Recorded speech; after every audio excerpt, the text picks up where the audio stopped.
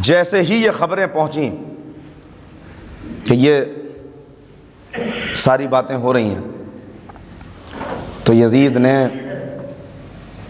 انتہائی ظالم، بد کردار، بدطینت انسان کو بلایا جس کا نام ہے مسلم ابن عقبہ، اور مسلم ابن عقبہ کو یہ حکم دیا کہ ایک لشکر جرار لے کے جاؤ اور جا کے مدینے کی سرکوبی کرو، جتنا قتل عام مچا سکتے ہو اتنا قتل عام مچاؤ۔ یہ نبی کا مدینہ ہے، یہ وہ مدینہ ہے کہ جو مرکز امن بنا ہوا ہے، یہ وہ مدینہ ہے کہ جس کی حرمت بچانے کے لیے حسین نے مدینے کو چھوڑ دیا، یہ وہ مدینہ ہے جہاں مقدس اصحاب رہتے ہیں پیغمبر کے۔ اس کے لیے حکم دیا جا رہا ہے کہ جاؤ، جا کے مدینے کی سرکوبی کرو، قتل عام مچا دو، اور میں تمہیں کھلی ہوئی اجازت دیتا ہوں کہ 3 دن کے لیے جو تمہارا دل چاہے وہ کرنا، مال لوٹنا، عزتیں لوٹنا، کوئی کسی قسم کی باز پرس تم سے نہیں ہوگی۔ یہ کہہ کے اس لشکر کو بھیجا ہے، لشکر جرار وہاں سے چلا، مدینے میں آیا، مدینے میں آ کے حملہ کر دیا۔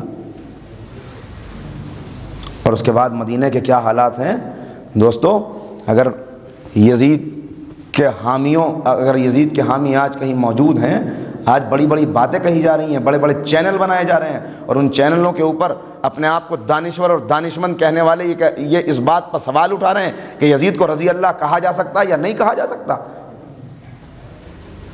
چلیے شہادت امام حسین کو الگ کر دیجئے، شہادت امام حسین کو الگ کریے، مگر مدینے کا حال دیکھیے۔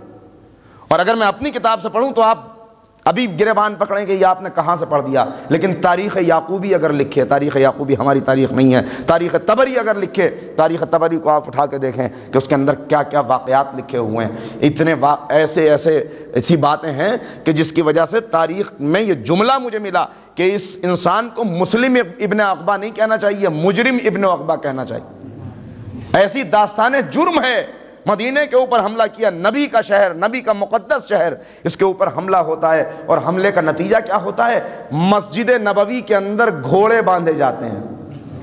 آج مسجد کے تقدس کے اوپر جان دینے والا مسلمان وہ مسجد نبوی جس کے تصور سے آج آپ کو اندازہ ہے مسجد نبوی کا کتنا احترام ہے، آج بھی اس مسجد نبوی کی حرمت کو پامال کیا گیا، وہاں پر گھوڑے باندھے گئے، 1000 اصحاب رسول کو قتل کیا گیا۔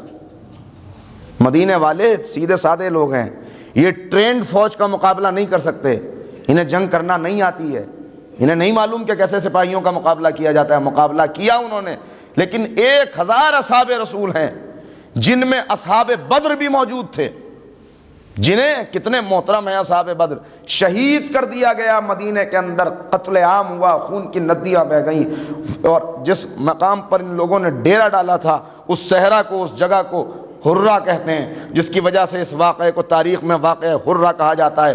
سن 63 ہجری ہے یہ، سن 61 ہجری میں امام حسین کی شہادت، 63 ہجری کے اندر مدینے کی پامالی، اور اس کے بعد صرف اتنا ہی نہیں کیا گیا، وہ واقعات ہیں جن سے تاریخ کا پڑھنے والا شرم سے سر جھکا لیتا ہے، ندامت سے آنکھیں جھک جاتی ہیں کہ یہ مسلمانوں کی تاریخ ہے۔ اور اس کے بعد بھی آپ یزید کی وکالت کر رہے ہیں، اس کے بعد بھی آپ یزید کی حمایت کر رہے ہیں۔ شاید یہاں پہ اگر جرم رک جاتا تب بھی کچھ گنجائش رہتی، مگر یہاں پر بھی جرم کی داستان ختم نہیں ہوئی ہے۔ یہ 63 ہجری ہے، اس کو پامال کرنے، یہ سب کرنے کے بعد کتنی خواتین ہیں جن کی بے حرمتی ہوئی ہے، کتنے گھر ہیں جو لٹے ہیں، کرنے کے بعد یہ قافلہ فاتحانہ انداز میں واپس جاتا ہے، ہم نے بغاوت کو دبا دیا، واپس نکلا یہ قافلہ، واپس نکلا تو وہاں سے حکم آیا کہ مدینے کی خبر تو لے لی ہے، جو نبی کا شہر تھا، مکے کو کیوں چھوڑنا جو اللہ کا شہر ہے، واپس مت آؤ، مدینے سے مکے جاؤ، مکے میں جا کے غارت گری کرو، مکے میں جا کے بتاؤ لوگوں کو کہ یہ ظالم یزید کتنا سفاک ہے۔ قافلہ یہاں سے چلا مکے کی طرف، مکے کی طرف قافلہ چلا، مگر راستے میں اتنے جرم کیے تھے اس انسان نے، مسلم ابن عقبہ نے، کہ راستے میں یہ واصل جہنم ہو گیا۔ یہ واصل جہنم ہوا تو اس کے بعد حسین ابن نمیر، اس کو اس نے سردار بنا دیا۔ یہ حسین ابن نمیر جانتے ہیں کون ہے؟ جناب علی اکبر کے سینے میں برچھی مارنے والا، کربلا کا ظالم۔ اب اس کے ظلم کا آپ اندازہ لگا لیجئے۔ اس کو حاکم بنا دیا گیا، اس کی قیادت میں یہ قافلہ مکے کی طرف چلا، اور مکے کے اندر جا کے جو غارت گری انہوں نے کی ہے اس کو بھی آپ تاریخ میں دیکھیں۔ تاریخ کے یہ سیاہ باب ہیں، سیاہ باب، یہ سیاہ ابواب ہیں جن کو پڑھتے ہوئے دل لرزنے لگتا ہے انسان کا کہ یہ کیسی تاریخ ہے۔ نبی کو گئے ہوئے کتنے دن گئے ہوئے ہیں؟ ابھی 11 ہجری کو نبی اس دنیا سے گئے۔ 63 اور 64 ہجری کے یہ واقعات ہیں کہ جن سے انسان کا دل لرزنے لگتا ہے کہ یہ واقعات انجام دینے والے کون ہیں۔ یہ آئے یہاں پر، یہ آئے کس کی تلاش میں آئے تھے؟ میں نے آپ کو بتایا نا، عبداللہ ابن زبیر نے بیعت لینی شروع کر دی تھی، عبداللہ ابن زبیر کی سرکوبی کے لیے۔ عبداللہ نے مکے خانہ کعبہ کے اندر جا کے پناہ لے لی۔ خدا کی قسم یہاں سے دیکھیے، یہ ہے کرداروں کو پہچاننے کا پیمانہ۔ ایسے پہچانے جاتے ہیں کردار جو اللہ کے گھر کی حفاظت کے لیے اپنی جان قربان کر دے، اسے حسین کہتے ہیں۔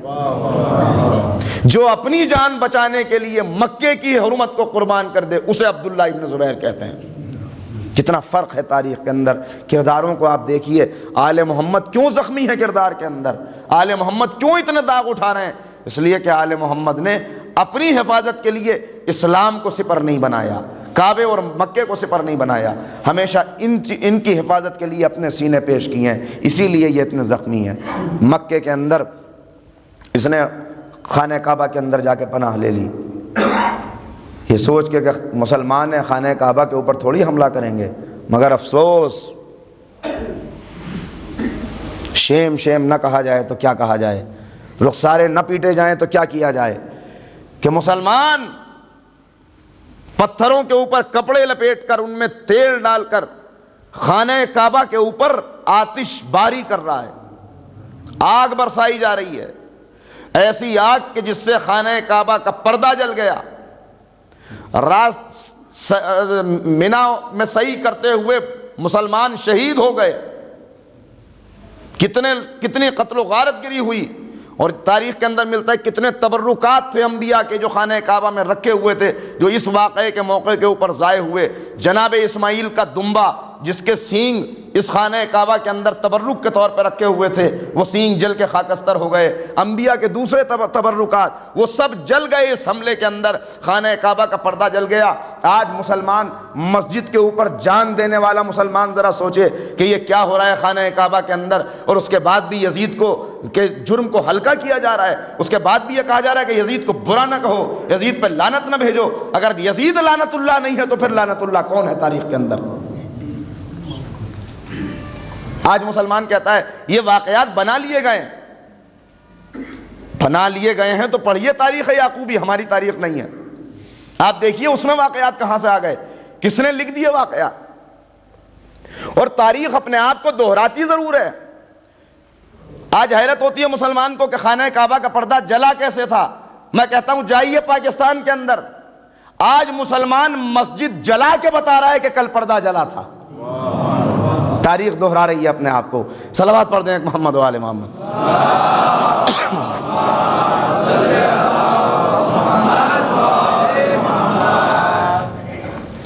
بس دوستو، قریب تھا کہ ابن زبیر کے تعاقب میں یہ فوجیں خانہ کعبہ کے اندر جوتوں سمیت گھس جائیں،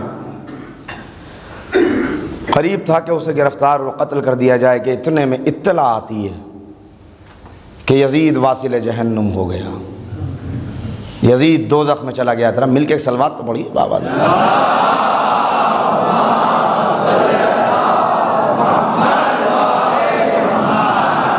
جیسے ہی یہ اطلاع ملی ابن زبیر کا مورل بڑھ گیا، اس فوج کا مورل ڈاؤن ہو گیا، منتشر ہو گئی فوج، بھاگنے لگے سب کہ جب یزید مر گیا تو اب ہمیں کون بچائے گا، جس کی وجہ سے عبداللہ ابن زبیر بچ گیا۔ اور اب اس کی بیعت ہونے لگی بصرے کے اندر یہاں وہاں کافی لوگ اس کی بیعت کرنے لگے، اس لیے کہ اب تو یزید رہا نہیں، یزید رہا نہیں، بیعت اس کی ہونے لگی۔ جب اس کی بیعت ہونے لگی اور اس کی طاقت بڑھنے لگی تو جناب مختار اس کے پاس آئے۔ لیکن دوستو، ہر سیاستداں کا طریقہ ہوتا ہے، جب وہ خود مصیبت میں ہوتا ہے تو وہ آپ کا سہارا لیتا ہے، آپ سے وعدے کرتا ہے میں تمہاری خدمات کروں گا، میں تمہارے کام کروں گا، لیکن جب اسے ستہ مل جاتی ہے تو اس کے بعد وہ کسی کی طرف منہ اٹھا کے بھی نہیں دیکھتا، سارے وعدے بھول جاتا ہے۔ بالکل وہی عبداللہ ابن زبیر نے کیا، اس لیے کہ اس کا مقصد تو صرف یہ تھا کہ حکومت مل جائے۔ حکومت مل گئی، مختار آئے، مختار آ کے کہتے ہیں یاد ہے اپنا وعدہ؟ تو اس نے بات تک نہیں کی، رخ گھما لیا، چہرہ گھما لیا، اور جناب مختار کرمٹیں بدلتے ہوئے چہرے کے اوپر غیظ و غضب کے آثار لیے ہوئے مجبور ہو کے اس کے پاس سے چلے گئے۔ اور اس کے پاس سے جا کے جناب مختار کے سامنے اب کوئی راستہ نہیں تھا، لہٰذا بہت گریہ کیا، بہت روئے، دعائیں کیں، پالنے والے کب وہ وقت آئے گا جس کی مجھے اطلاع دی گئی ہے، اور دعائیں کرتے ہوئے 1 سال کے لیے یہاں سے اپنے وطن چلے گئے، اور وطن جا کے خاموشی سے ایک کسان کی طرح، ایک عابد شب زندہ دار کی طرح دن میں روزے رکھتے تھے، راتوں کو عبادتیں کرتے تھے، دن بھر مزدوری کرتے تھے۔ 1 سال کے لیے مختار کہاں ہیں؟ اپنے وطن میں۔ مختار وطن میں ہیں، ان کو وہیں پہ رہنے دیجئے، چلیے ہم لوگ کوفہ چلتے ہیں، وہاں دیکھتے ہیں کیا ہو رہا ہے۔ تھک گئے اب آپ۔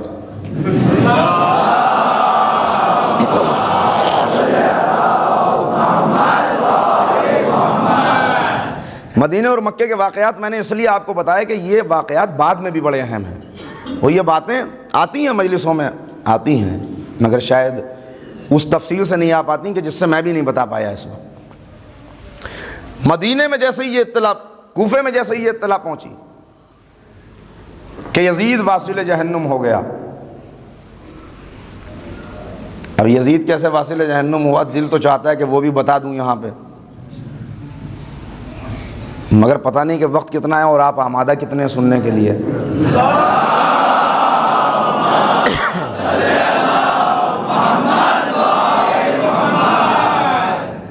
یزید کے ہلاک ہونے کی 3 داستانیں ہیں، مگر میں وہ واقعہ آپ کو بتاؤں گا کہ جو شہزادی زینب کے خطبے سے سب سے زیادہ ملتا ہے۔ جس وقت اہل بیت کی اہانت کی اور مولا کی شان میں گستاخانہ جملے کہیں یزید نے، تو ایک مرتبہ شہزادی نے کہا تھا یزید تو جس حکومت سمجھ رہا ہے وہ حکومت نہیں ہے، مہلت ہے۔ علی کی بیٹی کے جملے ہیں، معجز نما جملے، صاحب نہج البلاغہ کی بیٹی بول رہی یزید یہ حکومت نہیں ہے، یہ مہلت ہے، ان قریب تو دیکھے گا کہ تیرے جسم کے ریشے ہوا کے اندر منتشر ہو جائیں گے اور تیرے جسم کو قبر بھی نصیب نہیں ہوگی۔ شہزادی کے یہ جملے۔ یزید کو ایک مرض ہو گیا تھا واقعہ کربلا کے بعد، اور وہ مرض کیا تھا؟ وہ مرض یہ تھا کہ اسے پیاس لگتی تھی بہت زیادہ، پانی پانی۔ آیت یاد ہے وَسَيَعْلَمُ الَّذِينَ ظَلَمُوا أَيَّ مُنْقَلَبٍ يَنْقَلِبُونَ۔ ظلم کرنے والے جان لیں کہ وہ کس کرمٹ پلٹائے جائیں گے، وہ زیر و زبر کیے جائیں گے، ان کے ظلم ان کے سامنے آئیں گے۔ پیاس لگتی تھی، پیاس۔ پانی پیتا تھا، جتنا پانی پیتا تھا اتنی زیادہ پیاس لگتی تھی، پیاس بجھتی نہیں تھی۔ پیٹ بڑھ گیا تھا، پڑا رہتا تھا، پیاس کسی طرح ختم نہیں ہوتی تھی۔ طبیبوں کو بلایا گیا کہ یزید کی پیاس نہیں بجھتی ہے، انہوں نے پورا معائنہ کیا، معائنہ کرنے کے بعد کہا بالکل صحت مند ہے، کوئی اس کے اندر کسی بھی طرح کی بیماری نہیں ہے۔ اور یہاں یہ لکھا ہوا ہے کہ آنے والے طبیبوں میں ایک عیسائی طبیب بھی تھا، مختلف طبیب بدلے گئے، یہ تو ہوتا ہی ہے بادشاہوں کے یہاں، ایک سے نہیں فائدہ ہو رہا دوسرے۔ اب ہمارے یہاں بھی یہی ہوتا ہے کہ بھائی اس کی ڈاکٹر کی دوا نہیں لگ رہی، دوسرے کو بلاؤ، تو کہاں وہاں پہ جہاں خزانے بھرے ہوئے ہیں کہ یہ طبیب اچھا نہیں ہے دوسرا بلاؤ۔ تو ایک طبیب نے آ کے یہ کہا تھا کہ یزید پوری طرح معائنہ کر لیا، اس نے کہا اتنے طبیب میں بدل چکا، مجھے فائدہ نہیں ہو رہا، تو اس نے آ کے پورا معائنہ کرنے کے بعد کہا تھا کہ یزید یہ اللہ کا انتقام ہے تجھ سے.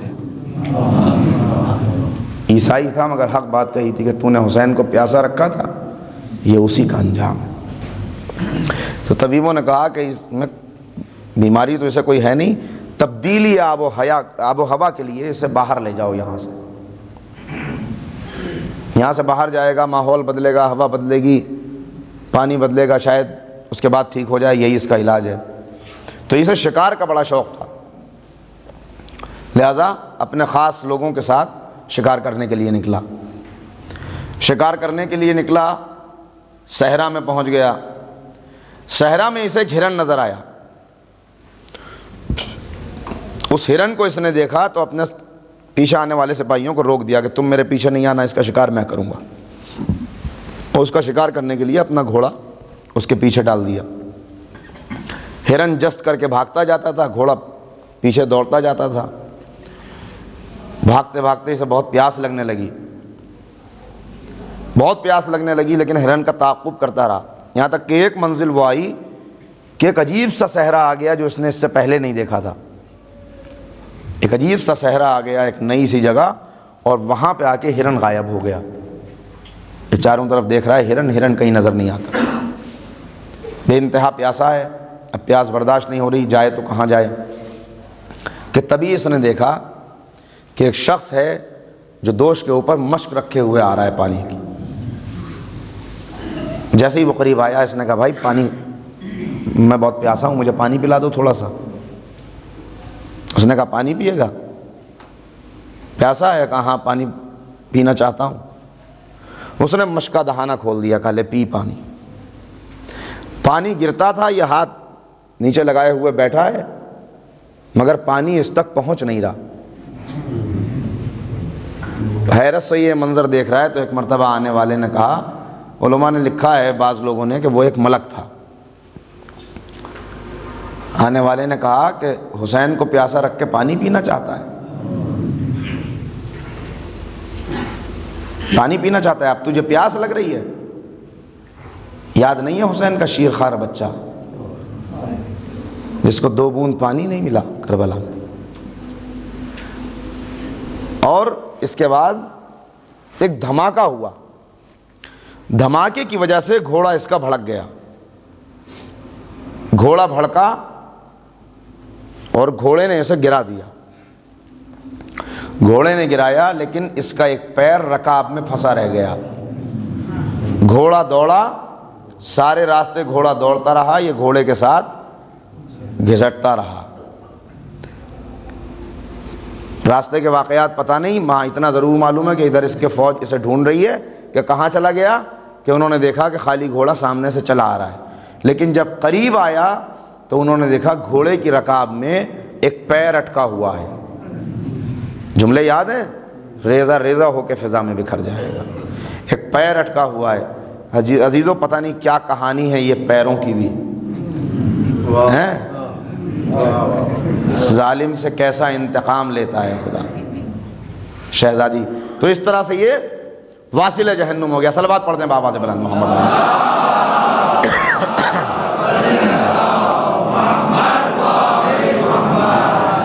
جیسے ہی اس کے ہلاک ہونے کی اطلاع کوفے میں آئی, کوفے میں اس وقت ابن زیاد موجود نہیں تھا. آپ کو یاد ہے ابن زیاد کے پاس 2 جگہ کا چارج ہے. 6 مہینے یہاں رہتا ہے, 6 مہینے وہاں رہتا ہے, ایڈیشنل چارج ملا ہوا ہے. لہٰذا یہ جو ہے اس وقت کوفے سے گیا ہوا تھا بصرہ, اور یہاں اس نے چھوڑ رکھا تھا اپنے پیچھے اپنے بیٹے کو, اپنے بیٹے عبداللہ ابن عمیر ابن زیاد کو. وہ کوفے کا حاکم تھا, اس لیے کہ یہ تو مطمئن تھا, سب کو تو میں نے دبائی رکھا ہے. مگر جیسے ہی یہ اطلاع شام سے کوفہ پہنچی کہ یزید ہلاک ہو گیا ہے,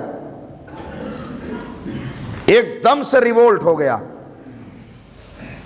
جو لوگ ظلم کے ذریعے دبے ہوئے تھے تلوار کے ذریعے, وہ ایک دم سے اپنے گھروں سے نکل پڑے. اور یہ تو کوفہ ہے نا, یہاں تو صبح شام بدلتے ہیں, غور کر رہے ہیں آپ, صبح شام بدلتے ہیں. یہاں تو لوگ نکل پڑے اپنے گھروں سے. اور یہ ہسٹری آف ورلڈ ہے، تاریخ دنیا، تاریخ کائنات، کہ جب بھی کہیں پر بغاوت آتی ہے، کوئی حاکم جب بھی مرتا ہے تو سب سے پہلے عوام جو ہوتے ہیں وہ جیلوں کے اوپر حملہ کرتے ہیں، اس لیے کہ ان کے لیڈر، ان کے نمائندے وہ سب جیلوں کے اندر بند ہیں، لہذا ان سب نے مل کے دارالعمارہ کے اوپر حملہ کر دیا، اس کو دارالعمارہ کا محاصرہ کر لیا۔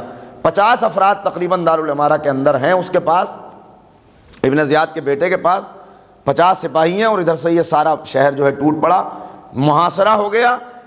اب وہ تفصیل نہیں عرض کرنی بھائی، اتنا ضرور ملا مجھے کہ کسی طرح یہ عبداللہ ابن زیاد کا بیٹا عبداللہ ابن عمیر ابن زیاد، یہ جو ہے جب اس نے دیکھ لیا کہ محاصرہ ہو گیا، میرے پاس صرف 50 سپاہی ہیں، تو یہ بہت چالاک تھا، اور چالاک کیوں نہ ہو، بیٹا کس کا تھا، لہذا اس نے فوراً عورتوں کا لباس پہنا اور زنانے لباس میں کسی طرح یہاں سے نکل کے فرار ہو گیا۔ لوگوں نے آ کے فوج کے اوپر، لوگوں نے آ کے دارالعمارہ کے قید خانے کو توڑ دیا، تالا ٹوٹا، قیدی نکلے۔ کون کون سے قیدی؟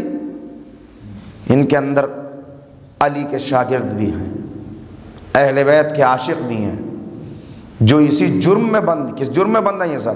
محبت اہل بیت کے جرم میں۔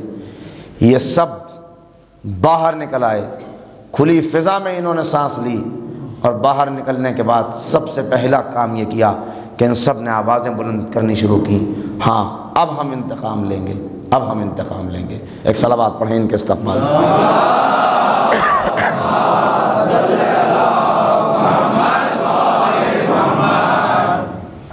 انہی چاہنے والوں میں 90 برس کا بوڑھا صحابی رسول، صحابی امیر المومنین، جس کا نام ہے سلیمان ابن سرد خزائی۔ تعارف تو معلوم ہے نا، اب آپ کو دہرانے کی ضرورت نہیں۔ خطوط جو لکھے گئے تھے امام کو، خطوط لکھنے والوں میں سے ایک مرتبہ سب لوگوں کو جمع کیا، سب نے کہا کہ آپ ہمارے سردار ہیں، آپ حکم دیں کیا کرنا ہے۔ تو بہت جوشیلی تقریر آپ نے کی، اور تقریر کرنے کے بعد سب لوگوں کو مخاطب کر کے کہا کہ ایھا الناس، ہم نے خط لکھ کے اپنے امام کو کوفہ بلایا تھا، اگر ہم آزاد ہوتے تو شہدائے کربلا کی فہرست میں ہمارا نام بھی ہوتا، مگر ہم اس قید خانے کے اندر مقید تھے، ہم اس قید خانے میں تھے، ہم آزاد نہیں تھے، مگر وقت ابھی گیا نہیں ہے، ہمارے امام تو چلے گئے مگر ظالم ابھی تک آزاد گھوم رہا ہے، اگر آج بھی ہم چاہیں تو اس فہرست میں ہم آج بھی اپنا نام لکھا سکتے ہیں۔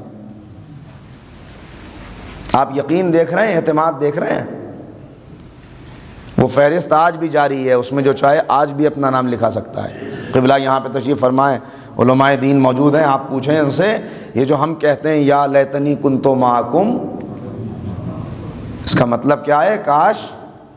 اس کا مطلب یہ ہے کہ آج بھی جو تمنا رکھے اور سچے دل سے وہ تیاری رکھے جو مجاہد کربلا کو رکھنی چاہیے، تو آج بھی اس کا نام اس فہرست میں آ سکتا ہے جو مجاہدین کربلا کی فہرست ہے۔ یہ دعوت عمل ہے سب کے لیے، اپنے کرداروں کو ہم ایسا بنائیں کہ ہم جب منتقم خون حسین آئے اور انتقام شہداء پھر سے لیا جائے تو امام آواز دے کے ہمیں کہیں کہ آؤ کہاں ہو خون حسین کا انتقام لینے والو، آؤ اور میرے ہم رکاب ہو کے انتقام لو۔ اور ہم سب، کاش کہ ہمارا کردار ایسا ہو کہ ہم سب جائیں اور ہم سب بھی جا کے اسی فہرست میں شامل ہو جائیں۔ صلوات پڑھتے محمد و آل محمد۔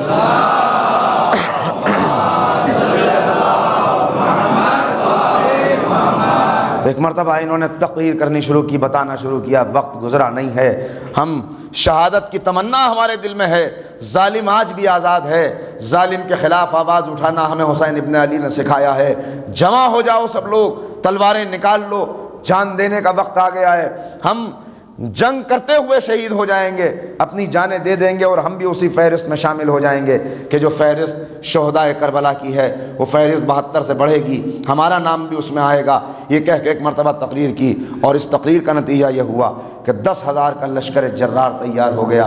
تاریخ نے اس گروہ کو توابین لکھا ہے، اور توابین اس لیے لکھا ہے، اب یہاں پہ بھی ایک کنفیوژن ہے، عوام کا خیال یہ ہے جن کی گہری نظر تاریخ پر نہیں ہے، میری بھی نہیں ہے، میں کوئی ایسا دعویٰ نہیں کر رہا، میں تو ایک طالب علم ہوں، لیکن جو چیز میں نے دیکھی ہے وہ میں آپ کو بتا دوں۔ توابین لوگ کہتے ہیں کہ اس لیے لکھا ہے کہ انہوں نے امام کو بلایا تھا، اور بلانے کے بعد امام کا ساتھ نہیں دیا تھا، جناب مسلم شہید ہو گئے تھے، لہٰذا جیسے ہی قید سے آزاد ہوئے ان لوگوں نے توبہ کی کہ ہم اپنے عمل سے توبہ کرتے ہیں، اس لیے انہیں توابین کہا گیا۔ یہ بات بالکل غلط ہے، ایسا نہیں ہے، ایسا نہیں ہے، اس لیے کہ جو آدمی آزاد نہیں تھا اس کے توبہ کرنے کا کیا سوال ہے، اس کا قصور کیا ہے؟ جو آدمی قید میں ہے وہ ساتھ کیسے دے؟ یہ سب تو قید کے اندر تھے۔ توابین انہیں اس لیے کہا جاتا ہے کہ انہوں نے جنگ صفین کے موقع پر مولا علی کے ہاتھ پر توبہ کی تھی۔ اس وقت حالات کچھ ایسے بدل گئے تھے کہ اس وقت ظاہر ہے کہ جن کی تاریخ پہ نظر ہے وہ جانتے ہیں کہ اچھے اچھے لوگوں کو بہکایا جا رہا تھا۔ اس وقت جن لوگوں نے توبہ کی تھی انہیں توابین کہا جاتا ہے۔ ان میں جناب سلیمان ابن سرد خزائی بھی تھے کہ جنہوں نے صفین میں امام کی قیادت میں جنگ کی تھی۔ توابین اس لیے نہیں کہا جاتا، یہ توابین کا گروہ ہے، انہوں نے مل کے طے کیا، 10,000 کا لشکر جمع ہوا، اور اس لشکر نے رخ کیا کہ سب سے پہلے ہم کربلا جائیں گے، کربلا کی زیارت کریں گے، وہاں جا کے اپنے امام کی خدمت میں نذرانہ پیش کریں گے آنسوؤں کا، اور یہ سب کے سب کوفے سے نکل کے کربلا کی طرف چلے۔ کربلا پہنچے، یہ کربلا پہنچ کر 10,000 کے لشکر نے سب سے پہلے فرات میں غسل کیا، اس کے بعد گریہ کرنا شروع کیا، رونا شروع کیا، اور 110 کلومیٹر کا فاصلہ ہے تقریباً، لیکن وہ گریہ انہوں نے کیا کہ 40-50 کلومیٹر تک ان کی آوازیں گونج کے آتی تھیں۔ لوگ ان آوازوں کو سن کے اندازہ لگاتے تھے کہ توابین موجود ہیں وہاں پر، حسین کے چاہنے والے۔ یہ اطلاع کہ یہ یہاں پر ہیں۔ اب یہاں پہ بھی ایک کنفیوژن ہے جو پیدا ہو گیا تاریخ میں، چاہتا ہوں کہ اسے بھی عرض کرتا چلوں، مگر ڈر رہا ہوں کہ اب جو باتیں کر رہا ہوں وہ ضائع تو نہیں جا رہی ہیں، کہیں متوجہ ہیں آپ یا نہیں؟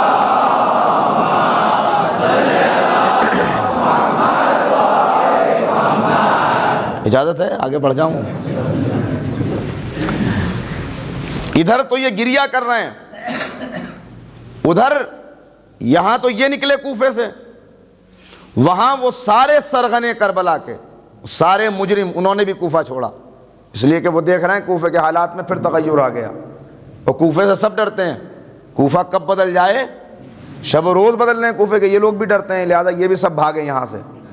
اور ان سب نے جا کے عین الورد کے اوپر جا کے سب نے قیام کیا، وہاں جا کے سب نے قیام کیا، اور وہاں پر بھی ایک لشکر تقریباً 10,000 کا جمع ہو گیا۔ 10,000 کا وہ لشکر وہاں جمع ہوا، آپس میں مشورہ ہوا کیا کرنا چاہیے۔ کا مختار تو اس وقت ہے نہیں یہاں پہ، انہیں آنے میں اور حالات بدلنے میں وقت لگے گا، اتنی دیر میں پھر کوئی انقلاب آ جائے گا کوفے میں، لہذا وہ فکر تو چھوڑو، یہ جو 10,000 ہیں یہ ہمیں زندہ نہیں چھوڑیں گے، لہذا بہترین موقع ہے کہ یہ لوگ ہیں اس وقت غافل، یہ لوگ رو رہے ہیں، گریہ کر رہے ہیں، پرسہ دے رہے ہیں، بے خودی کے عالم میں ہیں، انہیں اندازہ بھی نہیں ہے کہ اس وقت کوئی حملہ کر سکتا ہے۔ یہ بہترین موقع ہے کہ ہم رات میں شب خون ماریں، گوریلا وار، اچانک حملہ، ٹارگیٹ کلنگ جو آج ہو رہی ہے، آپ دیکھیں جگہ جگہ تاریخ دہرا رہی ہے اپنے آپ کو، آج بھی ٹارگیٹ کلنگ ہوتی ہے۔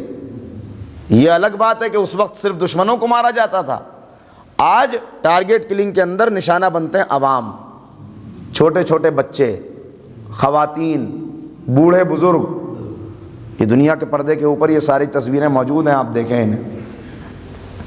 لہذا انہوں نے طے کیا کہ ہم شب خون ماریں گے جا کے، رات کی تاریکی میں سوتے ہوئے غافل سپاہیوں پر حملہ کر دیں گے، ہم ان پہ قابو پا لیں گے، انہیں قتل کر دیں گے۔ ان سے خطرہ ہے، پہلے ان سے نمٹ لیں، مختار کی بات تو بعد میں دیکھی جائے گی۔ طے ہو گئی بات، طے ہوئی بات، کہا کون کون جائے گا؟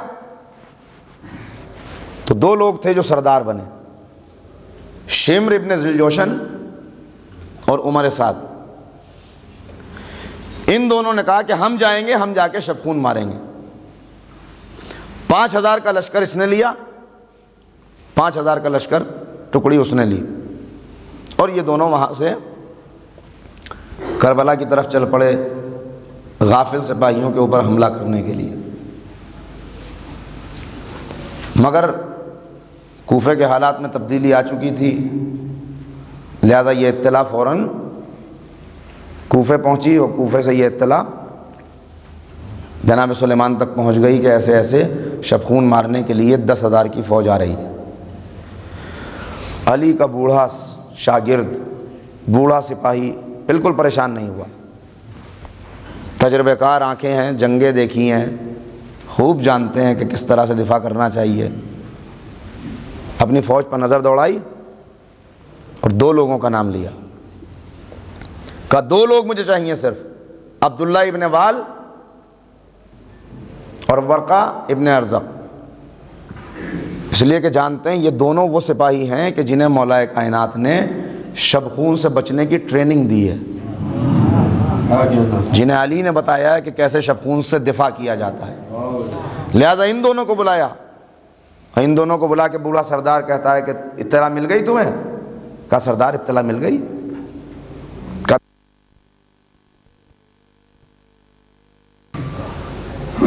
تمہیں کتنے چاہیے؟ کہا 2000 اسے دیجئے، 2000 مجھے دیجئے، بس۔ کہا وہ 10,000 ہیں؟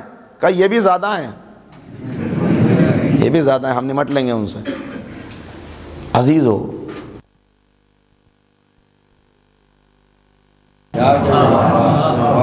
جو دل میں شہادت کی تمنا لے کے نکلے ہوں، ان کے لیے یہ جنگ کیا معنی رکھتی ہے؟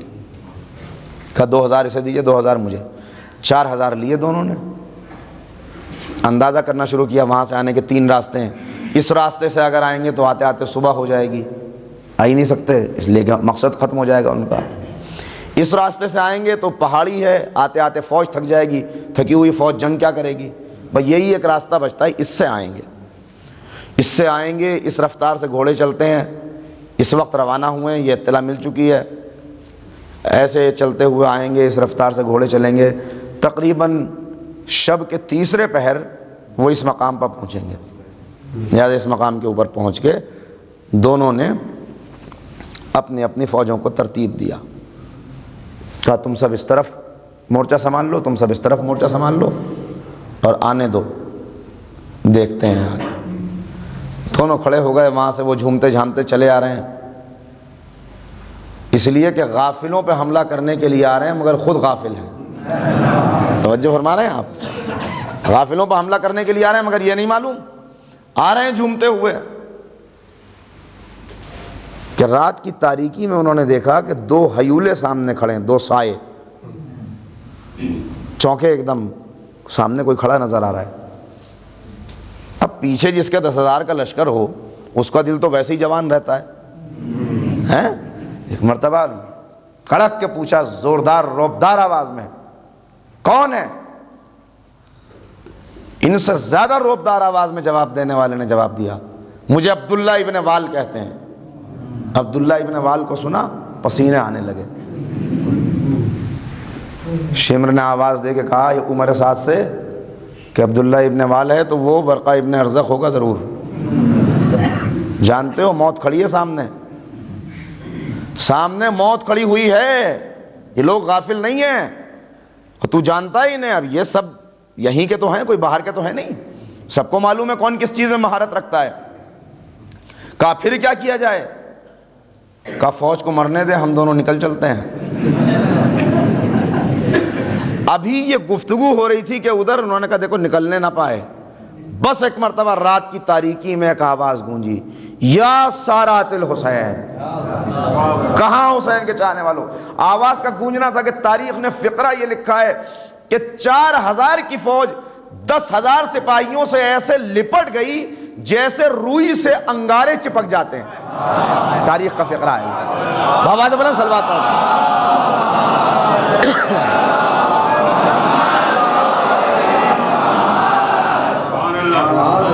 زبردست گھمسان پڑا، ایسی جنگ ہوئی کہ جس کی مثال تاریخ میں نہیں ملتی۔ میدان صحرا کا کلیجہ تھر تھرا رہا تھا، جنگ ہو رہی تھی، کسی کو کچھ نہیں معلوم تھا، بس کٹنے کی آوازیں تھیں، سر اڑے جا رہے تھے رات کی تاریکی کے اندر۔ انہوں نے تو اپنی فوجوں کو ترتیب دے رکھا تھا۔ دیکھیں یہ اس بات پہ آپ غور کریں، یہ انہوں نے تو فوجوں کو ترتیب دیا ہوا تھا، اس لیے کہ شبخون کا دفاع جانتے تھے۔ رات کے اندھیرے میں اپنی اور پرائی فوجوں میں پتہ نہیں چلتا کہ کون سی اپنی ہے کون سی پرائی، لہذا انہوں نے بہت ترتیب سے اپنی فوجوں کو رکھا ہوا تھا۔ وہاں لکھا ہوا یہ ہے کہ فوجیں آپس ہی میں بھڑ گئیں، یہی نہیں پتا چل سکا کہ ہم اپنے کو کاٹ رہے ہیں یا غیر کو کاٹ رہے ہیں۔ غور کر رہے ہیں آپ؟ یعنی ایسی تلواریں چلیں کہ جب بھاگنے والے بھاگنے میں کامیاب ہوئے تو نتیجہ یہ ہوا کہ ان 4000 میں سے تقریباً 1000 زندہ بچے تھے، اور ان 10,000 میں سے 3000 بچ کے جانے میں کامیاب رہے، 7000 واصل جہنم ہو گئے۔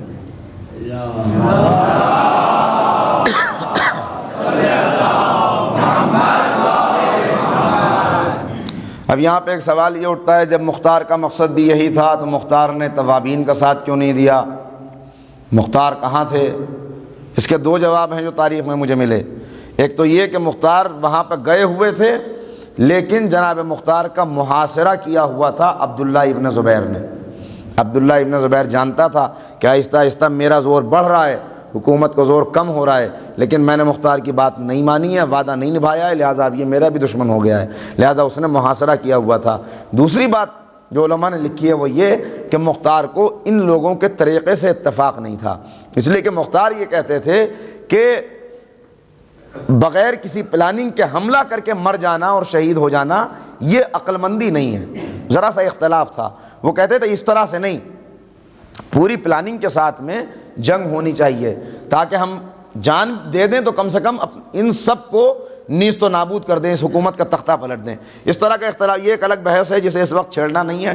بہرحال صبح ہوئی، صبح ہوتے ہوتے وہ لوگ تو فرار کر چکے تھے۔ جب ان بچے ہوئے سپاہیوں نے، حسینیوں نے دیکھا کہ ہم کہاں پہ ہیں، تو انہوں نے دیکھا وہ سامنے فصیل کوفہ نظر آ رہی ہے، ہم لوگ جنگ کرتے ہوئے کوفے کے قریب آ گئے۔ اب یہ غور کرنے لگے کہ اگر ہم واپس جاتے ہیں اس وقت اور جا کے اپنے سردار کو اطلاع دیتے ہیں تو واپس جانے میں بہت دیر لگے گی، صبح کو وہ اٹھیں گے، ہماری تلاش میں نکلیں گے، انہیں خود ہی پتہ چل جائے گا کہ ہم لوگ کوفہ آ گئے، لہٰذا بہتر ہے اب ہمیں کوفہ چلنا چاہیے، کوفے چل کے ہم تازہ دم ہوں اور پھر سے جہاد کے لیے کمر باندھ لیں، کمر ہمت باندھ لیں۔ یہ کہہ کے یہ لوگ کوفے کے اندر داخل ہو گئے۔ ادھر جناب سلیمان ابن سرد خزائی نے تلاش کرنا شروع کیا فوجوں کی پوزیشن کیا ہے۔ راستے میں آئے، دیکھا شمر کا پرچم کٹا ہوا پڑا ہے، عمر سعد کا علم گرا ہوا ہے، فوراً پہچان گئے کہ علم چھوڑ کے جانے والوں کے وارث علم چھوڑ کے فرار اختیار کر گئے۔ فوراً سمجھ گئے، راستے کا منظر دیکھتے ہوئے آگے بڑھتے چلے جا رہے ہیں، یہاں تک کہ آتے آتے وہ بھی سرحد کوفہ تک پہنچ گئے۔ انہوں نے کہا یقیناً بہت تجربہ کار انسان تھے، سمجھ گئے کہ ہمارے سپاہی جو بچے ہوئے ہوں گے، راستے میں دیکھا کہ جو شہید ہیں ان شہیدوں کو بھی پر بھی غور کیا۔ آتے آتے یہاں پہ پہنچے، اپنے سپاہیوں کو دیکھا، معلوم ہوا کہ اتنے کام آئے، 1000 باقی ہیں۔ پھر سے فوج کو جمع کیا، کہا میرے سپاہیوں جمع ہو جاؤ۔ ادھر جو ہے یہ پھر جا کے عین الورد کے اوپر جمع ہو گئے، اور وہاں جا کے جب جمع ہوئے تو اب یہ اطلاع پہنچی بصرے ابن زیاد تک کہ کوفے کے اندر بغاوت ہو گئی ہے، بیٹا کسی طرح بچ کے بھاگ گیا ہے، فوجوں نے، عوام نے ریولٹ کر دیا ہے، تالے ٹوٹ گئے ہیں، قیدی فرار ہو گئے ہیں، حالات انتہائی ناگفتہ بے ہیں۔ لہذا اس نے وہاں سے 1.5 لاکھ کی فوج ترتیب دی، 1.5 لاکھ کی فوج ترتیب دے کر ان 1.5 لاکھ کو اس نے بھیجا عین الورد کے اوپر کہ جاؤ اور جا کے انہیں قتل کر ڈالو. مختار کو بعد میں دیکھیں گے کہ مختار کا کیا کرنا ہے. فی الحال تو یہ لوگ ہیں, ان سے انتقام لو. یہ 1.5 لاکھ کی فوج یہاں پر آ گئی. اب واقعات بہت تفصیلی ہیں, وقت یہیں پر تمام ہو جائے گا. جناب مختار کے واقعات تو ابھی میں نے شروع بھی نہیں کیے ہیں, میں کیا کروں. اب مجبوری یہ ہے کہ اسے اگر تفصیل سے بیان کیا جائے تاریخ کو تو وقت کم پڑتا ہے, اس لیے کہ یہ تذکرہ ایسا ہے کہ یہ وقت کا پابند نہیں ہے, اسے وقت کی حدود سے ہٹا کے سنا جائے اگر تبھی کچھ لطف آتا ہے. لیکن بہرحال جتنا میرے امکان میں ہوگا اور جتنی باتیں عرض کر سکوں گا وہ میں ضرور عرض کروں گا. آپ کی یہ حوصلہ افزائی, آپ کی یہ دلچسپی, آپ کی یہ محبت یقیناً قابل قدر ہے. اور جس انداز سے آپ نے سنا ہے, آپ یقین جانیے اگر زندگی رہی, واقعات یہاں پر رہ بھی گئے, ابھی بہت سی ایسی تاریخ کی چھپی ہوئی چیزیں ہیں کہ جنہیں میں اس وقت نہیں بیان کر سکا. انہیں میں پھر سے, میں نے ابھی انہیں پڑھا بھی نہیں, اس تفصیل سے پڑھا بھی نہیں ہے, انہیں میں پھر پڑھوں گا, پھر تحقیق کروں گا, بہت ساری اور چیزیں نکالوں گا. اور کسی اور موقع پر جو چیزیں رہ جائیں گی آپ یہ نہ سوچئے گا کہ درمیان سے چھوڑ کے چلے گئے, مگر جو باتیں ہیں انہیں یاد رکھیے گا, وہ چیزیں آئندہ آئیں گی. مگر ابھی میں ختم نہیں کر رہا, تھوڑا سا اگر اور اجازت دیں تو اور آگے بڑھ جاؤں. ایک صلوات پڑھ دیں محمد والا.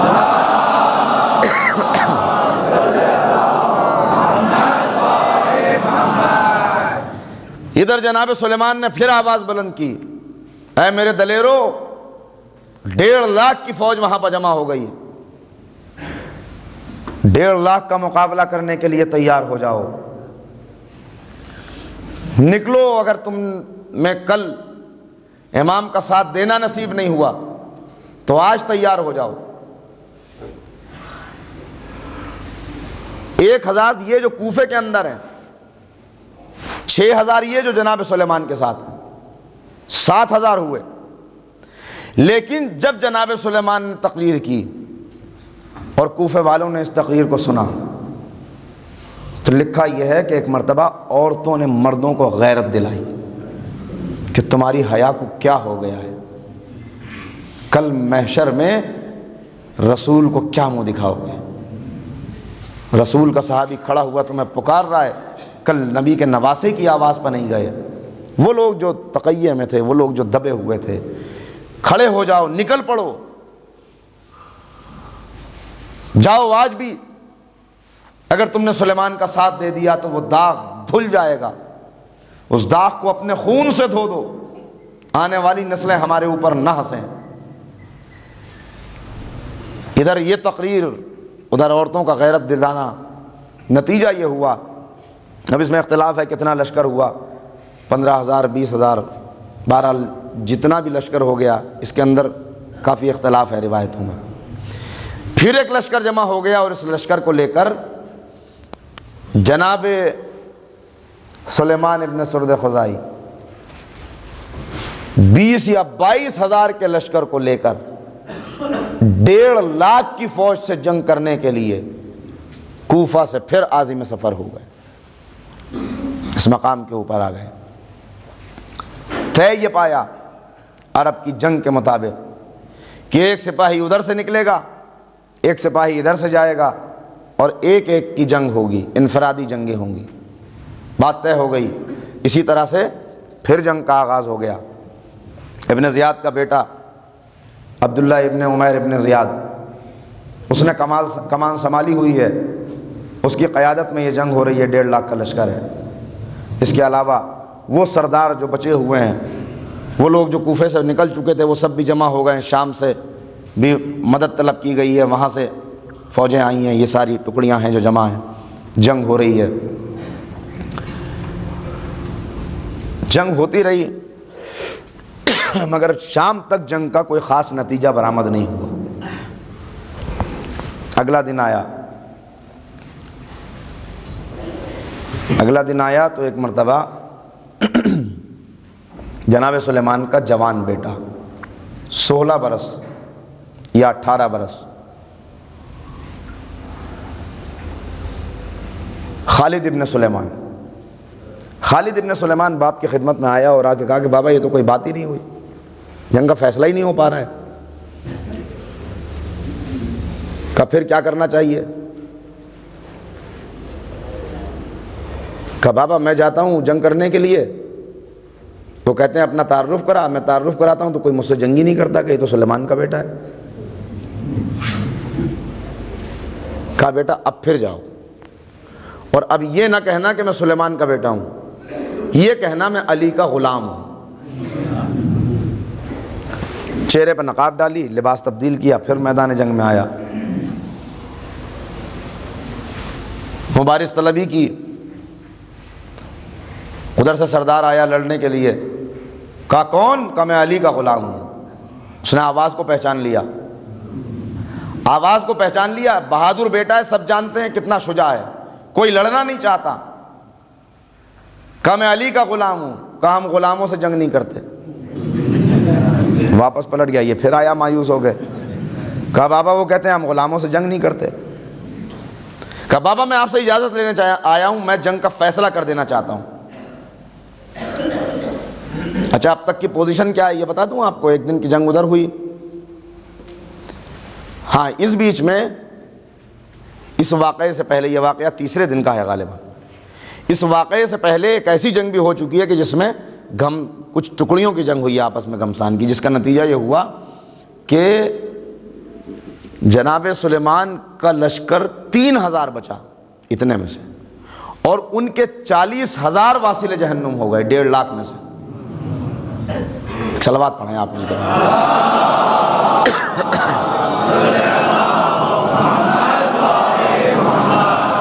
وہ جب اس کی اطلاع ابن زیاد کو پہنچی تو اس نے کہا تمہاری غیرت کو کیا ہو گیا ہے؟ 1.5 لاکھ کا لشکر چند ہزار کے لشکر سے مقابلہ نہیں کر پا رہا، یہ تو چند گھنٹوں کی جنگ تھی۔ 40,000 ان کے کام آ چکے ہیں، 3,000 بچے ہیں۔ سلیمان کا بیٹا کہہ رہا ہے بابا مجھے اجازت دیجئے اب۔ کہا تم کرنا کیا چاہتے ہو؟ کہا میں یہ چاہتا ہوں کہ جنگ کا فیصلہ ہو جائے۔ فیصلہ کیسے ہوگا؟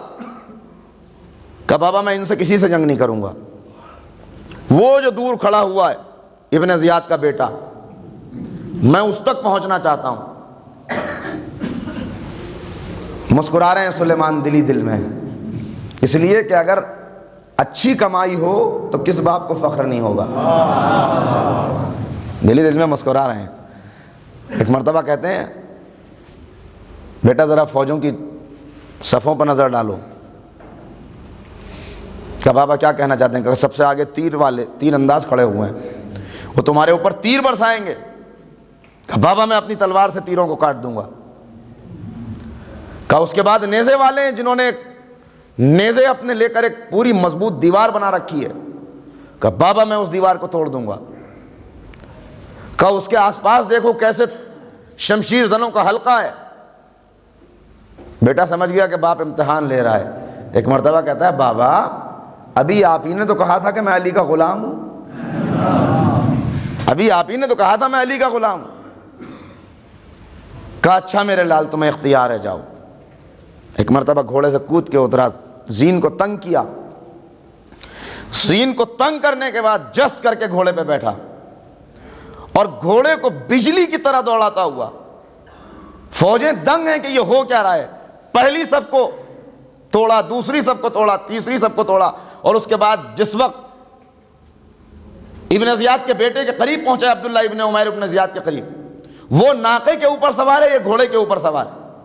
لہذا ایک مرتبہ ابھی سب حیرت میں ہیں کہ یہ ہو کیا رہا ہے، مبہوت ہو کے دیکھ رہے ہیں کہ اس نے اپنے آپ کو گھوڑے کی زین کے اوپر کھڑا کیا اور کھڑا ہو کے اپنے نیزے کو اس تیزی کے ساتھ اس کے سینے میں پیوست کیا کہ پسلیوں کو توڑتا ہوا، زرہ کو کاٹتا ہوا نیزہ پشت کی طرف سے باہر نکل گیا، اور اس نے اسے اس طرح سے اٹھا لیا کہ جیسے کوئی معمولی پھول اپنے ہاتھ پہ اٹھا لیتا ہے۔ صلوات۔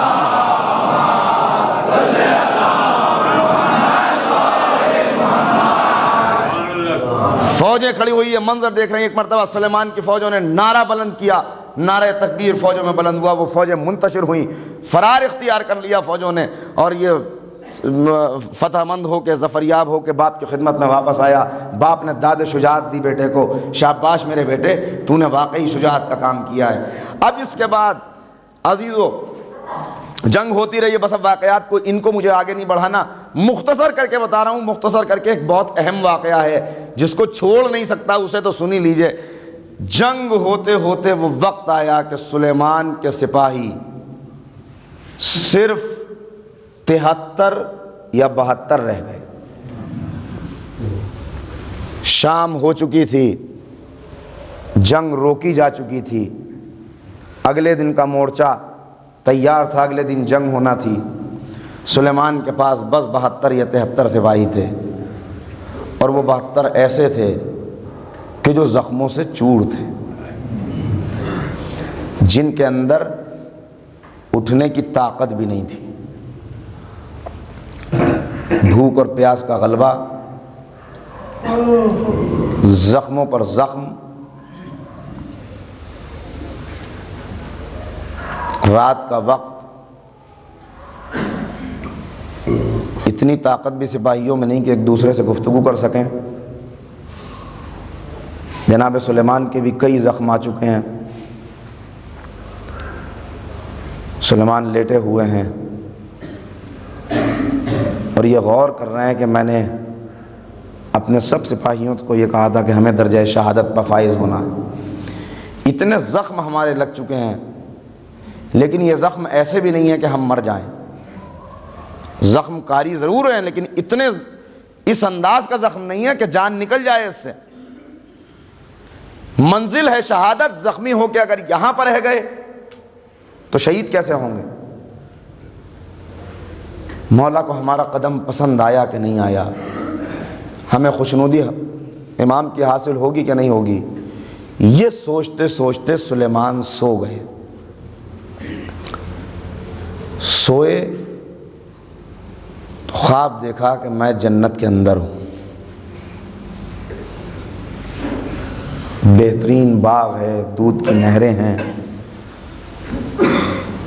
ابھی اس اجنبی فضا میں اپنے آپ کو سنبھال رہے ہیں، اپنی حیرت پہ قابو پانے کی کوشش کر رہے ہیں کہ ایک مرتبہ سلیمان نے دیکھا کہ سامنے ایک محل ہے جس کے اندر سے نور کی کرنیں پھوٹ رہی ہیں، نور کی کرنیں ہیں جو نکل رہی ہیں محل کے اندر سے، سبز پردے پڑے ہوئے ہیں۔ ابھی غور کر رہے ہیں کہ یہ کیسا محل ہے کہ دیکھا کہ ایک نورانی چہرے والی بیوی جن کے چہرے سے نور کی کرنیں نکل رہی ہیں، سبز نقاب چہرے کے اوپر ڈالا ہوا ہے، سبز لباس پہنا ہوا ہے، وہ بیوی دوسری بیویوں کے جھرمٹ میں باہر آئی، اور کچھ ایسا رعب تھا اس بیوی کی شخصیت کے اندر کہ سلیمان تھر تھر کانپنے لگے، بری طرح سے کانپ رہے ہیں، دل قابو میں نہیں ہے۔ ایک کیفیت ہوتی ہے جسے کہا جاتا ہے کہ دل اچھل کے حلق میں آ گیا، بالکل وہی کیفیت ہے کہ ایک مرتبہ ان بیوی کی آواز آئی، سلیمان ڈرو نہیں، میں تمہارے نبی کی زوجہ خدیجۃ الکبریٰ ہوں،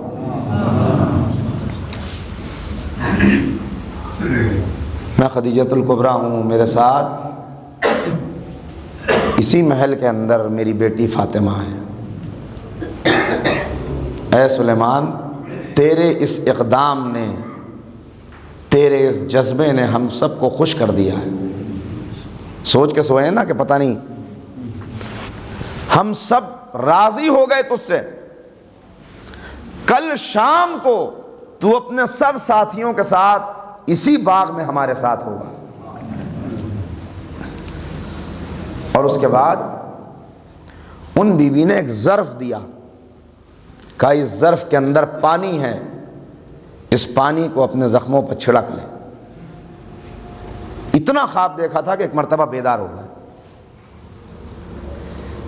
بیدار ہوئے، ابھی لیٹے ہوئے سوچ ہی رہے ہیں کہ میں نے کیسا خواب دیکھا، ابھی یہ غوری کر رہے ہیں، اٹھنا چاہا تو دیکھا کہ سرہانے پانی سے بھرا ہوا ایک ظرف رکھا ہوا ہے، بس اب یقین ہو گیا میں نے جو خواب دیکھا تھا وہ سچا تھا۔ ایک مرتبہ اپنے بدن کے اوپر چھڑکنا شروع کیا، سارے زخم بھرتے چلے گئے،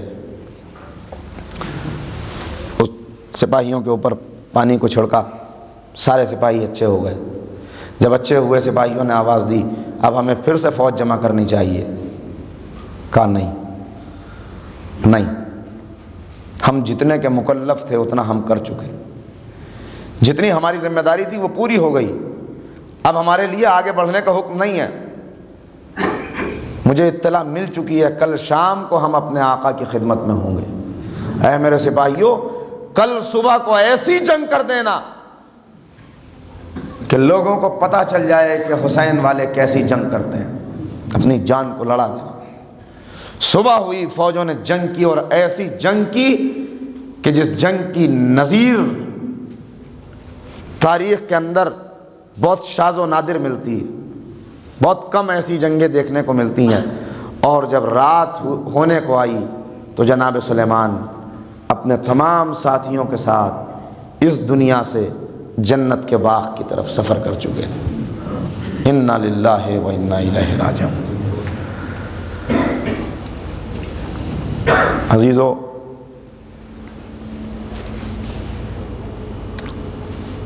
آپ کی محبت اور آپ کی حاضری دیکھ کے دل نہیں چاہتا کہ گفتگو کو روکوں، لیکن کچھ بزرگ حضرات بھی ہیں، ان کا خیال رکھنا بھی ضروری ہے. آپ یقین جانیے، اگر سننے والا اس طرح کا ہو تو پڑھنے والا کبھی نہیں تھکتا. اگر آپ 2 گھنٹہ اور کہیں، میں 2 گھنٹہ اور پڑھ سکتا ہوں، لیکن ایک نیا چیپٹر ہے جس کا آغاز مجھے کل کرنا ہے، اور جہاں تک گفتگو پہنچے گی کل وہاں تک پہنچے گی. اس کے بعد انشاءاللہ پھر ہم آگے بڑھیں گے. کوئی ذکر ایسا نہیں ہوتا کہ جس کو انسان اتنی دیر بیٹھ کے سن لے. اچھی سے اچھی چیز، اچھے سے اچھا ذکر انسان سنے، کچھ دیر کے بعد آنکھیں بند ہونے لگتی ہیں، تھکان آنے لگتی ہے. لیکن کربلا کے اندر ایک جاذبیت ہے، کربلا کے اندر ایک کشش ہے، کربلا درس ہے، زندگی کا درس، عمل کا درس. انسان کے پاس، میں یہ پیغام دیتا ہوں اپنے سننے والوں کو ہر جگہ کہ انسان کے پاس اتنا وقت نہیں ہے. یہ ایک حقیقت ہے، آج کی مشینی زندگی ہے، مشینی دور ہے. ہم اپنے نوجوانوں سے یہ توقع نہیں کر سکتے کہ وہ بڑی بڑی موٹی موٹی مذہبی کتابیں پڑھیں گے. کہاں ان کے پاس اتنا وقت؟ رسول کی حدیثیں پڑھنے کے لیے سیاہ ستہ پڑھیں، اصول کافی پڑھیں. پڑھنا چاہیے، لیکن حقیقت اگر دیکھیں تو وقت انسان نہیں نکال پا رہا ہے، وقت نہیں نکال پا رہا.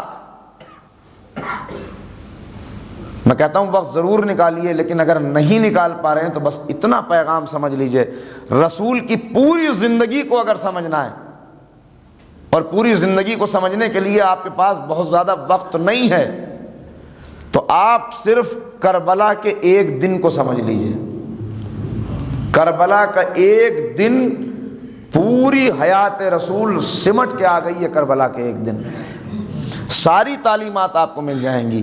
بھائی کے ساتھ کیسا سلوک کریں، بھتیجے کے ساتھ کیسی محبت ہو، دین پر وقت آئے تو کیسے خدمت انجام دیں، اپنی جان پر وقت آ جائے تو کس طرح جان کا نذرانہ پیش کریں، ماں بہنیں ساتھ میں ہوں تو ان کے اندر جذبہ جہاد کس طرح سے پیدا کریں، بہنوں کی ذمہ داری کیا ہے.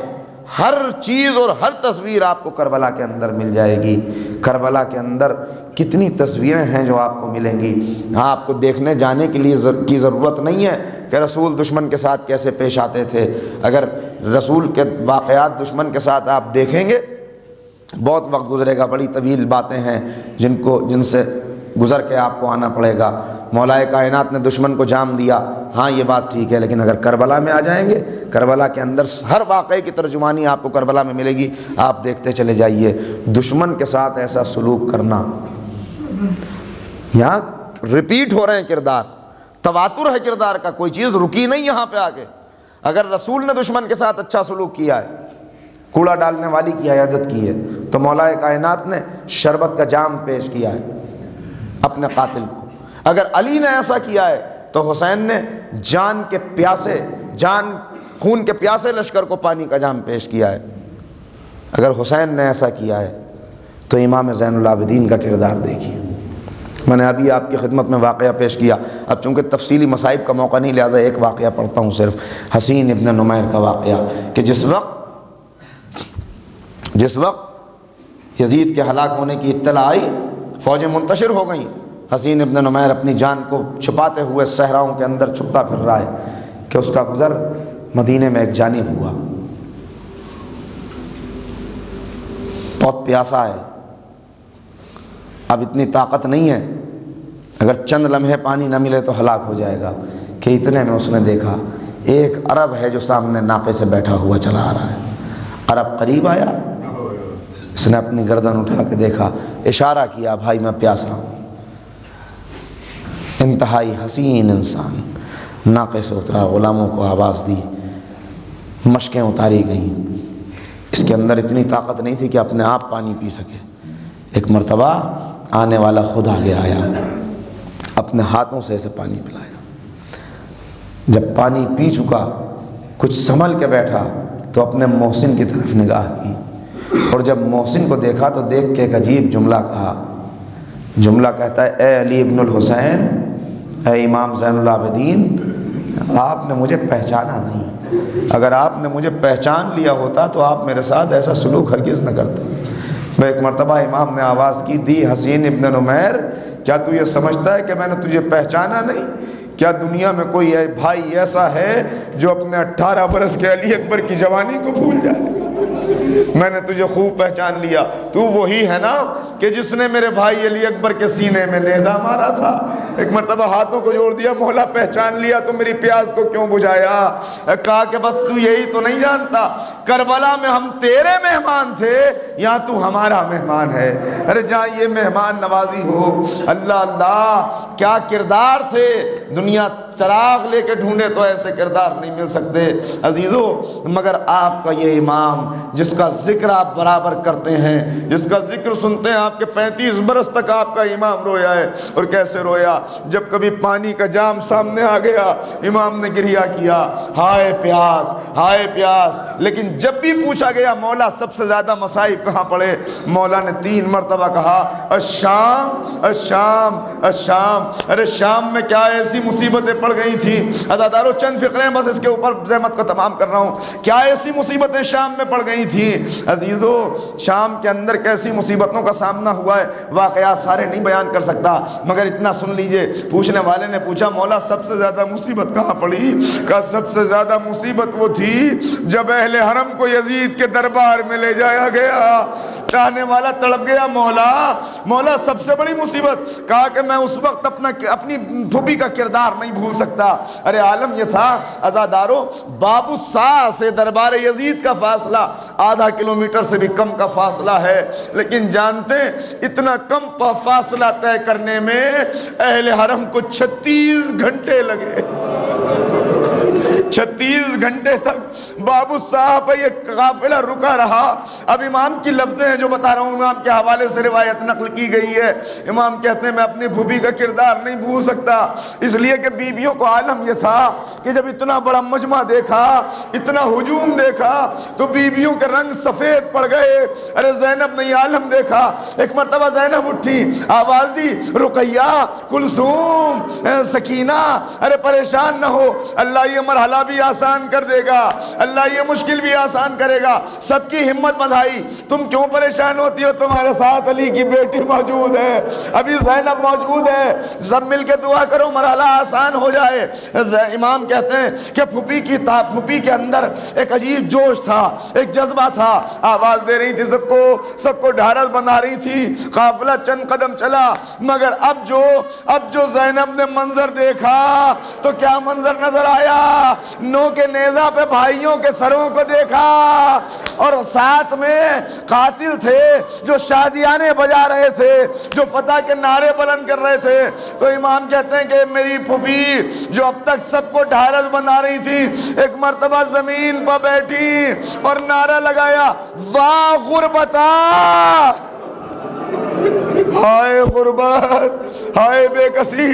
کہتے ہیں ایک مرتبہ میں آگے بڑھا، میں نے آگے بڑھ کے کہا پھوپھی اماں آپ تو سب کو ڈھارس بندھا رہی تھی، کیا اب آپ ہی ہمت ہار گئی؟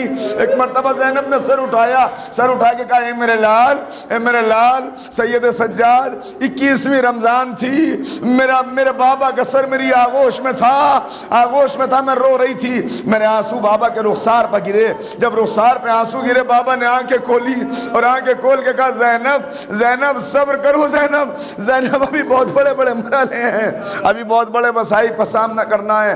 زینب سب سے زیادہ مصیبت اس وقت ہوگی جب تمہیں یزید کے دربار میں جانا ہوگا۔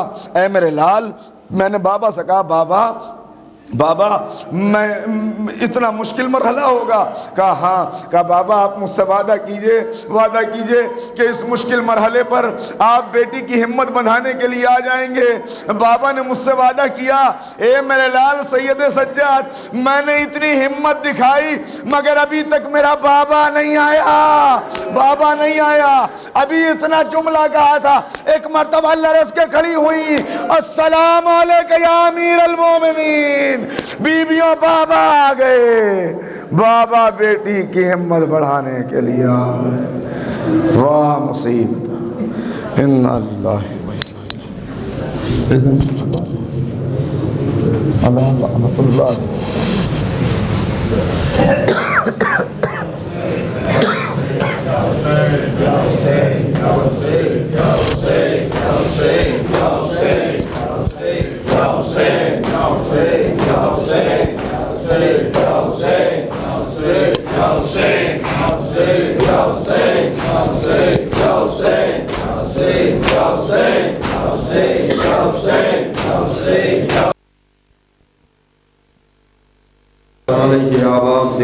السلام علیکم ابن رسول اللہ، السلام علیکم ابن امیر المومنین ابن سید الوصین، السلام علیکم ابن فاطمة الزہراء سیدۃ النساء العالمین، السلام علیکم جمیع شہداء کربلا ورحمۃ اللہ وبرکاتہ، السلام علیکم یا مولا ابن مولا، السلام علیکم یا غریب الغرباء سلطان یا ابو الحسن علی ابن موسی رضا، روحی و جسمی لک الفداء ورحمۃ اللہ وبرکاتہ، السلام علیکم یا مولانا صاحب العصر والزمان، علمان علمان علمان من فتنة الزمان، السلام علیکم یا شریک القرآن، السلام علیکم یا خلیفۃ الرحمن، السلام علیکم یا مسر الایمان، السلام علیکم یا امام سبل جان سیدی اجل اللہ تعالی فرجک وصح اللہ تعالی مخرجک وجعورک وجل من السارک وآوان رحمت اللہ وبرکاتہ۔